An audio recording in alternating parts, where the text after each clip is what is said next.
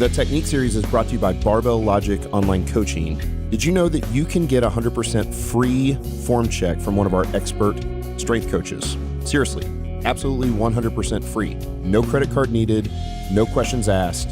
Just go to barbellogic.com/technique and sign up for the free Barbell Logic experience now. Do that right now and then enjoy the show.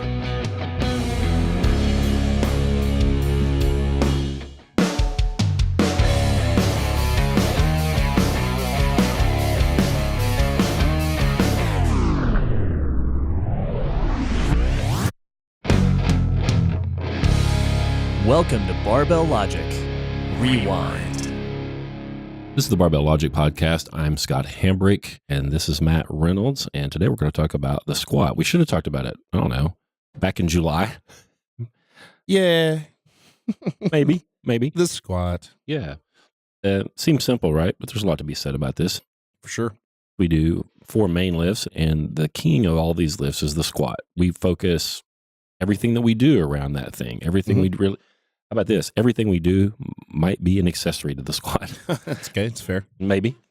Sure. I'll just sit back here and I'll just let you tell us about the squat. So the place that you have to start with any of these lifts is we start with the 3 primary criteria. And in one of our very first podcasts, we talked about the 3 criteria that we use to get strong in the most efficient manner. Right. And so those 3 criteria are... All of our listeners should be saying this along with us. Yeah, right? they know. We use the we want to move as much weight as possible with the most muscle mass over the longest effective range of motion. That's right. So if you think about, for those of our listeners, you think about somebody maybe like your mom. Your mom. And or someone just doesn't know, and they walk in on January 1st because they've got a New Year's resolution and they walk into a gym and they don't know where to start, and there are an infinite number of exercises they could do.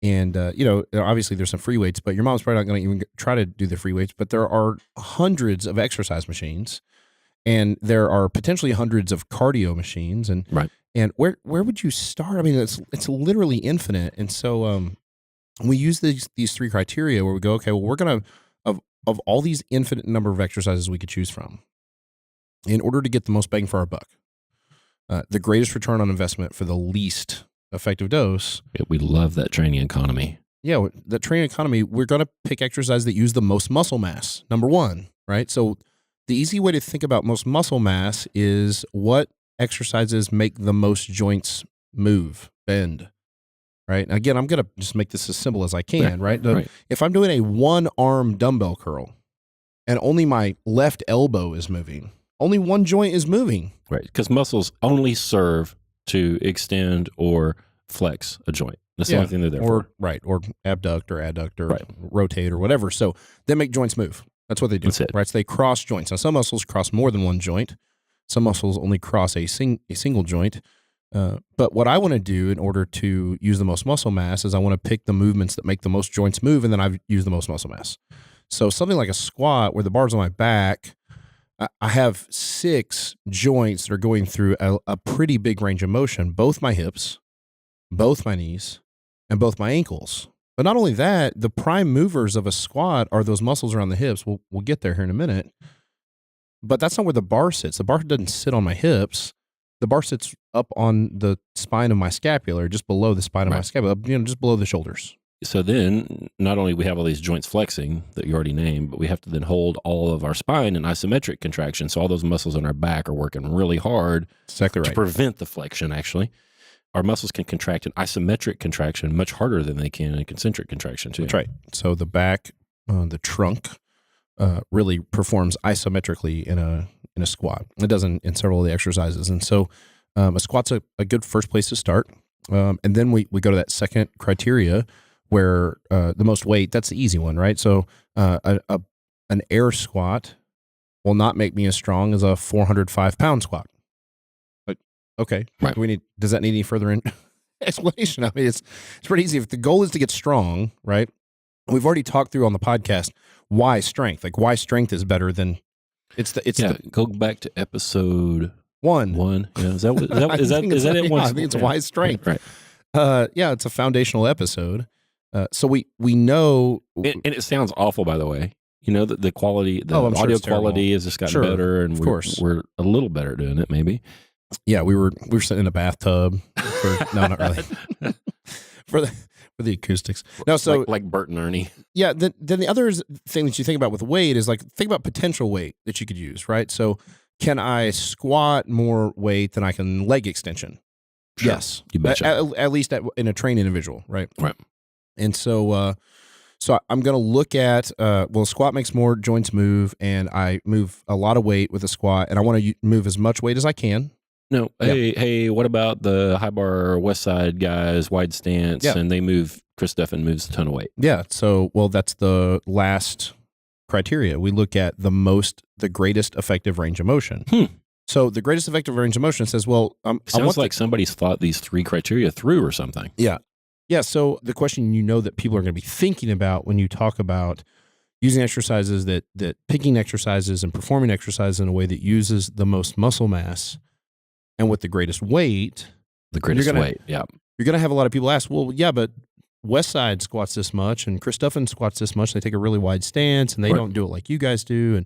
And why? And so this greatest effective range. Well, then why? The troll just says, spread your goddamn feet out, put the bar on your top of your head and high bar it for big numbers. Yeah. Yeah. So the thing that we have to understand that we're trying to do is that there's a difference between trying to make somebody generally strong and trying to lift the most weight in a competitive performance event. In a game. Right? And so powerlifting actually gets rid of that greatest effective range of motion criteria. What they do is actually try to lift using the least legal range of motion. Right. The only criteria is move the most weight possible within the confines of the rules of their sport. That's it. Right. So if I'm 6'1" and I take a really wide stance and I squat at 6'1", and really wide stance, I'm not 6'1" anymore. I'm 5'7". Right. And I've artificially shortened the legs. And artificially shorten the legs lets the bar move less. So I could theoretically move more weight, a less range of motion, but it's less work. And it doesn't get me generally as strong. And so then the question is, what are we trying to do? Well, we're trying to train force production. That's right. Force times distance, that work number to be as high as we can. We bring those feet in a little bit and get that longest effective range of motion. We want to stand all the way up. Sure. And we want to squat below parallel. How many potential novices are there in the world? All of them. 7 billion almost. Right. Yeah. Almost. Billions. Yeah. How many competitive, advanced powerlifters are How many people do you think have done LP, at least sort of? I think broadly defined as doing it, as broad as you want. God, there couldn't be more than 1.5 million people. Yeah, I was going to say 1 million probably, right? Maybe. And so when we use these criteria, right, where the idea is the vast majority of people who are going to attempt this, their goal is not to become a competitive powerlifter. It's to become generally strong. Right. And with general strength increases come a quality of life increase. For most of them, a health increase. You bet. Then our goal is to get people generally strong. And to get generally strong, we perform exercises. We perform the movements that use the most muscle mass with the most weight for the greatest effective range of motion.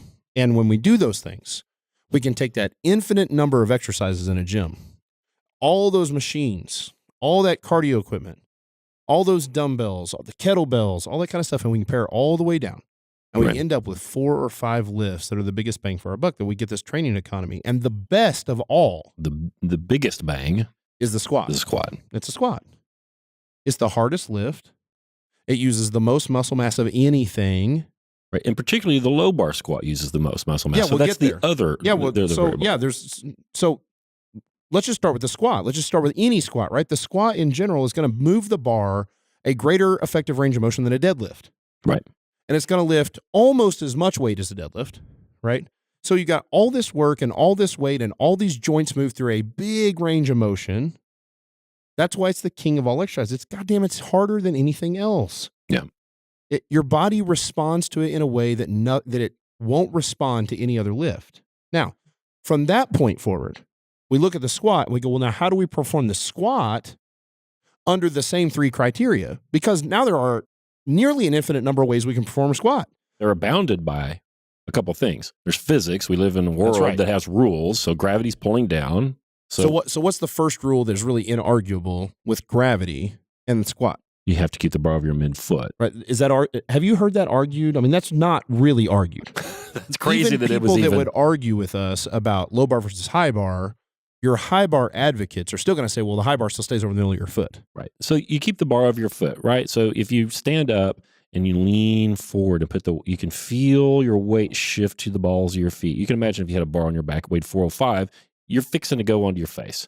And if you rock back on your heels, you can feel that gravity vector move back. The pressure on your foot tells you where your center of gravity is. And you rock back and the pressure's even on the bottom of your foot. Your center of gravity is right over your middle of your foot. We want to keep that bar over the middle of your foot. And that's how you know it's there. You can feel the pressure on the bottom of your foot. So a correct squat, regardless of the style of squat, must stay over the middle of your foot. This is inarguable. Front squat, high bar squat, low bar squat, box squat, any of those squats, safety squat, bar squat, any of those goofy ass squats, all stuff to stay over the middle of your foot in order to work in the most efficient manner against gravity. If gravity is going to pull straight down, the bar needs to move straight up against gravity, directly over the middle of the foot, and that's inarguable. Now the question is this: how do we adjust the squat to go back to criteria number 1 to be able to use the most muscle mass, right? So our argument is that when you do the low bar squat, the first thing that we're going to do is we're going to take that bar. If somebody goes in and you take some 5th grader and you say, hey, you just go squat, right? He's going to go put a bar on top of his traps at the base of his neck. Like a yoke. Like a yoke, not just a 5th grader or anybody. An untrained squat, that's where they put it. It just feels like that's where you should go. And the first thing they're going to go, that hurts. Where's that pad? I've seen that pad. Man, Where is it? That bump on the back of my neck, it hurts. Like, well, that's not where the bar goes. So we put the bar just below the spine of the scapula. So if you reach over, you take your offhand, you reach over there, you can feel a horizontal ridge of bone on your shoulder blade back there. Shoulder blade. And you can dig your fingers under it. And that place right there, that's where we put the bar. Yeah. So most people go back to the kind of idea of our moms walking into a gym and trying to figure out what exercise to do. Our moms know that there is such a thing as a shoulder blade or a scapula. Mm-hmm. Most of them are only aware of sort of the medial inferior aspect of the scapula. Would it feel like that's true? They know where the inside of your shoulder blades are and the bottom of your shoulder blades. The thing that we typically do now is we'll actually pull somebody off the front row. We'll take that scapula and we'll actually put it on their back. Yeah, they have we'll put it on their plastic back. We'll go, here's right here. This is the thing, right? And so we show them this is where the bar goes. And when we put the bar at that point, just below the spine of the scapula, then that's the lowest point on the back that the bar can be without rolling down the back in the middle of a squat. Right. The musculature of the posterior delts and the upper back, the rhomboids, will create a shelf for that bar to sit on. It really doesn't even matter how muscular you are, right? We've seen these skinny little girls and it sits on those things and they're okay. They're fine. So that bends somebody over. Now think about this. If the bar is up on your traps, high. And it has to stay over your midfoot. Then your back is going to be more vertical. Your back is going to be more upright.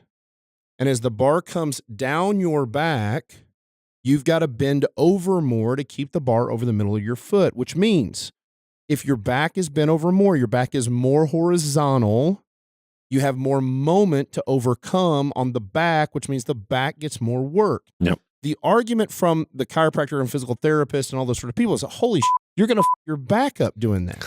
Only what I'm trying to do is I'm trying to make your back strong. Right. We want to train the back. And the only way you can do that is put stress on it. That's to load the back. I hope you're enjoying this episode in the technique series of the Barbell Logic podcast.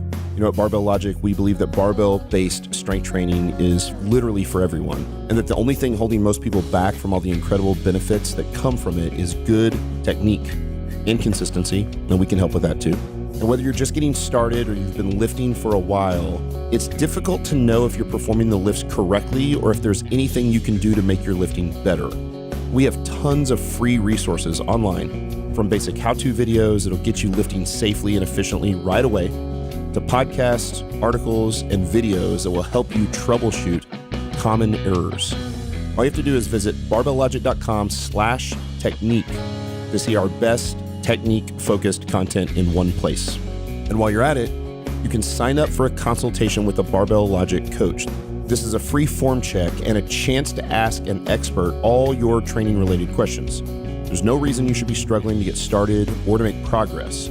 Check out barbelllogic.com/technique for more information and sign up for the Barbell Logic experience. Again, it's 100% free.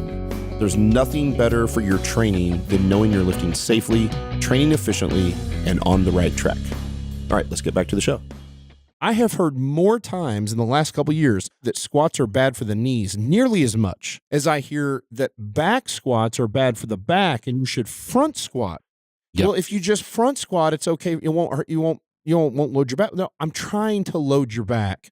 Right. I'm trying to put moment force. I'm trying to put rotation. I'm trying with the barbell to fold your ass in half with the barbell and make you fight against that, because when you fight against that, you know what happens? You get generally strong. Your back gets strong. Right. And when your back gets strong, your back gets, oh my God, less vulnerable to injury, not more vulnerable to injury. The bar position, the placement of the bar on the back, it literally, the entire geometry of the squat stems from that. If the bar is up high, the back is more upright. If the back is more upright, in order to keep the bar over the middle of the foot, something else has to go forward. The knees end up going forward. And so now I get more moment on the knees. If the bar comes down the back, bends the back over, oh, you know what happens? The ass sits back, my butt sits back, and it puts more moment on the hips.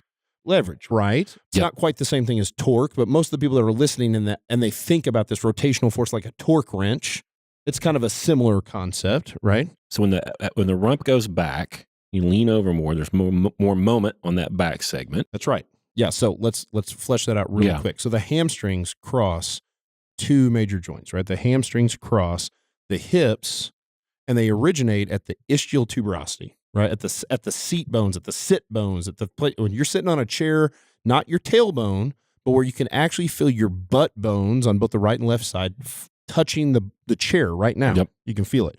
That's where they originate. And so they cross the hip, but then they don't end on the femur. They cross the knee as well, and they insert the semitendinosus and semimembranosus insert on the tibia, and the biceps femoris inserts on the fibula, if I remember right. So the hamstring makes the hips go from flexion to extension. It straightens the hips, and it makes the knees go from extension to flexion. It bends the knee. In a squat, when you're standing up, because the hips are in extension and the knees are in extension, then it is essentially shortened superior on its origination, right? And is that right? Yeah, and lengthened on the far side. But as you bend into your squat, and the hips begin to bend and go into flexion, and the knees go into flexion, the hamstrings lengthen on one end and shorten on the other end, which means ultimately the hamstrings stay the same length, which means they don't, in fact, contribute to hip extension as much as they function isometrically. They hold your knee joint together, right? Sure. Right. So the So hamstrings if you load those hamstrings correctly, you tip the ischial tuberosity away from the knee. Hamstrings get really tight and long, and they take that all that load so that your ACL doesn't have to, right? Sure. That certainly they keep the tibia from sliding forward is one of the things that the hamstring is going to do. So this guy who doesn't even have an ACL in one of your knees can still squat that low bar squat. Sure. And so what we're able to do is we're able to, again, place those long moment arms on the hamstrings, on the hips, and so that the glutes, adductors growing inside of the thighs are able to contribute to hip extension as much as possible. Now think about this.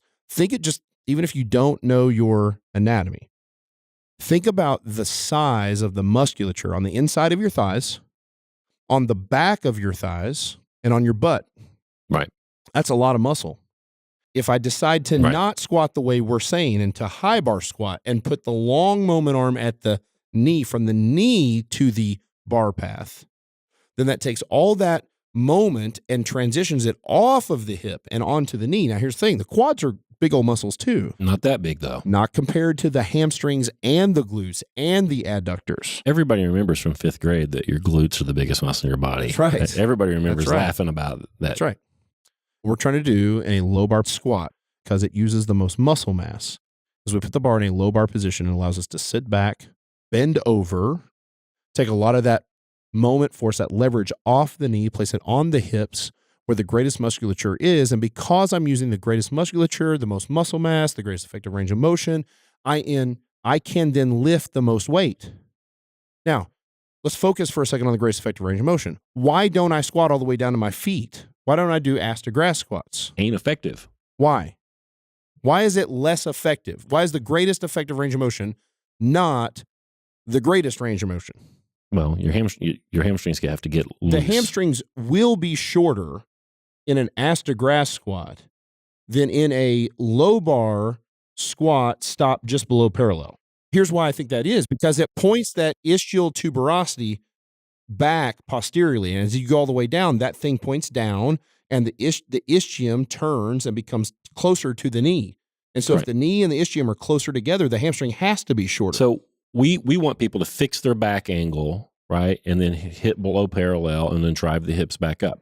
To get ass to grass, they can't keep that back angle, right? Because their chest would be below their knees. Right. But I think that's where the fact that they get more vertical as they break parallel there in that ass to grass squat, I think is where those hamstrings end up getting slack. Would get slack. Yeah, because the two joint muscles have a lengthening and a shortening on one end or the other. So you're buying some on one side and losing some on the other side with those regardless. It may or may not be a wash, but it's not a complete loss like it is across one joint. Right. Yeah, that makes sense. And so how the hell does somebody squat? Can we say anything about that? So if you want to go do a low bar squat, we've already talked about putting it below the spine of your scapula. Now you walk it out of the rack, and what the heck are you going to do? You're going to break at your knees and hips simultaneously. At the exact same time. So the knees and the hips break at the exact same time. And this Where are their feet? Their heels are going to be about shoulder width apart, right? And their toes are going to be out about 30 degrees, right? Would you say their heels are going to be like under their armpit? That's fair, I guess. If you say, hey, I want you to stand a shoulder width apart, they stand too narrow, right? Like most of the time. I've noticed that. Why is that? I don't know. They don't know where their shoulders are. I think so. So I think if I tell them, hey, kind of put your heel under your armpit, they tend to get closer to right. Right. So your toes are going to be out at 30 degrees. We know that your knees want to track the same direction as your toes. We want our knees to go out. Mm-hmm. The knee's a wonderful hinge joint. It's not made to have torsion. So you walk the thing out. Yep. Spine below the spine of the scapula. Yep. Heels, take a deep shoulder breath. width apart, toes out 30 degrees. Yep. Big breath. We'll talk about the Valsalva in an upcoming podcast. You break at the knees and hips at the same time. Ass back. Like you were going to do a standing long jump, right? Sure. Knees and hips break at the same time. Ass back, knees out, nipples down. That's it. While keeping your back flat. I tell them, put your shoulder blades in your back pockets, hold that, break at the knees and hips. So, whatever. We've all got our... So the idea is everyone knows, even my mom knows, you're not supposed to round your back on a squat. Mm-hmm. But she also thinks that means that she has to keep her chest pointed at the wall in front of her. And that's not the same thing. Got to be a coach. Yeah, if you're in person, I'll put my hand on the small of your back and I tell them, hold this. Your back is a beam. I've shoved my finger in the hip joint. I'm like, you're going to pivot here, but your back is a beam. Sure. You've got a really good cartoon that I stole, the little cartoon picture that you use online that's like actually shows a guy, like here's a rounded back and here's an arched back. Oh, yeah. Sometimes I just don't even think they know what that means. Yeah. And so, I get it, And so sometimes I'll say, like, if you pour water on your back, I want it to hold. I want the water to sit and pool. Right. When we do those things, when we squat, we go down, ass back, knees out, nipples down. We set our back. We set the back angle in the first third of the descent, and we set the knees forward and out in the first third of the descent, and the knees don't move for the rest of the squat. And the back angle doesn't move for the rest of the squat. So the back angle, for those of you guys watching on video, the back angle goes like this, and it goes all the way down, and it comes all the way back up, same angle, and then stands up at the end. And that's it. And so easy. The thing that makes it do that is the infamous hip drive. The hip drive allows you to maintain the back angle and make sure that the muscles around the hips are the thing that's doing the primary work. If I come up out of the bottom of the hole by lifting my chest and scooping my butt underneath me, your knees are going to shoot forward. That's exactly right. And I take all that moment or all that leverage off of the hips. I put it on the knees where I don't actually want it. So that's how we squat. Now, here's the bigger question. What is the effect of this lift on your training, on your life, of the squat? For most people, it's probably the hardest thing they've ever done. Oh, it is for me. And, I want to talk about the stretch reflex. So, most people we get do exactly what you're talking about. They lower too fast and they bounce off their knees. Look, if you're bouncing, you're bouncing off something. The problem is if you're bouncing off your knee tendons and your quads. Now what I have to do is I have to walk you back through and I have to slow it all down. Right. And I have to take the bounce completely off. You know why I have to do that? Because they can't feel that in the bottom, the weight shifts from their midfoot to their toe, Right. the ball of their foot, and the barbell slides forward and then pops back up. And so now I've got to make sure you can feel that you're on your midfoot all the way down and all the way back up and all the way down. And then all right, let's speed that up 10% and another 10%. So and when then we get to the point where they can actually bounce off their adductors, glutes, hips, right, whatever. I was just talking to Chase. You know, when he comes up, he locks the bar. He locks his squat out so hard, the bar is just It's rattling. I was like, man, your knees, buddy, like that ain't going to be good eventually. He's like, yeah, my knees hurt. Yeah, he's just too violent in his. He's just too explosive. Yeah. And he's 42 and he's got these 7 beautiful little blue-eyed, toe-headed kids. Yeah. And a knee replacement. Good. So that's a squat, man. I love it. So that's how you squash, everybody. That's what you do the right out of the gate every session for the rest of your life. Forever. The king of lifts. Well, this is the Barbell Logic Podcast. I'm Scott Hamre, and this is Matt Reynolds. You can follow Reynolds at Reynolds Strong on Instagram, and I'm at Scott_Silverstrength there too. So thanks so much for listening. Go give us some reviews. Go to iTunes and give us 5 stars if you like it. Please subscribe. If you're an occasional listener, man, go hit that subscribe button and tell a friend about us. Thanks so much. Bye-bye.